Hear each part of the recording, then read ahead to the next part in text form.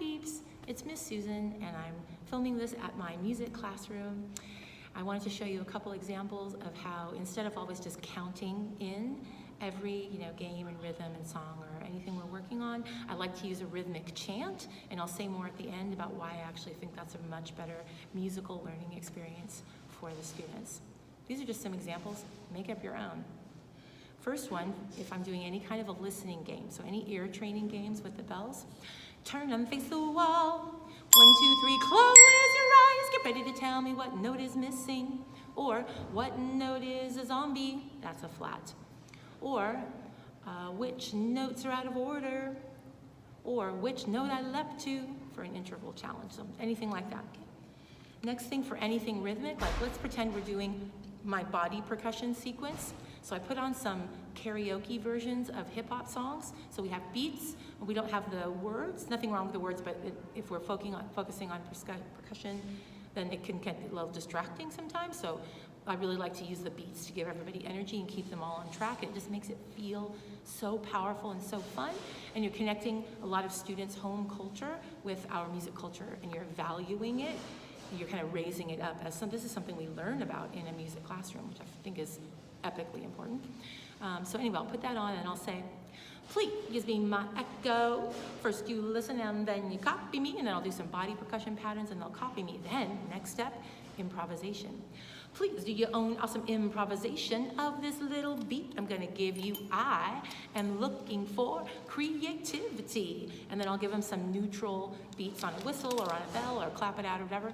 They make up their own iteration using body percussion sounds. Then at the end of my body percussion sequence, I would have an echo circle past the leadership around the circle. And so I would say something like, let's have an echo circle going around this way. You'll be first and you'll be last, so stay in the groove and play. And then the first student starts, everybody echoes them, the next student go around the circle. So the reason I find that this kind of thing is more of a musical learning experience is that I want to create a less hierarchical musical learning community. So if I'm always counting in, then they're really dependent on that. But if I'm chanting the music with my voice, I'm implying that we're coming, they're starting to feel the beat, and they all come in on that first beat. So they're kind of practicing that oral skill of connecting how they feel and connecting their knowledge of what piece we're going to perform with their sense of when it's going to start, and then they get that confirmation when it begins, and I find that's really, really helpful. And also it's way less boring. I think that's really, really important for your engagement, for your pacing. Otherwise you'd have to explain wah, wah, wah, wah, wah, and then go 1, 2, 3, 4, or something like that. Another thing with counting in, sometimes you do need to count in. I always, always, always count backwards. So 4 and 3 and 2 and 1 and or 3, 2, 1 or whatever. Reason is, if you're counting from 1, the students, you'd have to really spend a lot of time explaining, this piece is in 3 beats. How many beats? 3 beats, da, da, da, da. And if you're counting backwards, it's always going to be after the 1. And it kind of emphasizes that other musical idea, which is that your pattern starts on the 1. The 1 is the beginning of everything.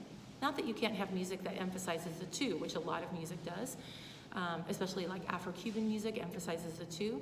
But the patterns always, you want to think of them as beginning on 1 so that everyone can feel, we have to inroad somewhere to the piece, and so we want to always line up and make sure that we know where the 1 is, even if that isn't the emphasis, or there's a pickup or something like that. It's still important to know in your head and conceive musically where is that 1 to connect all the other parts to.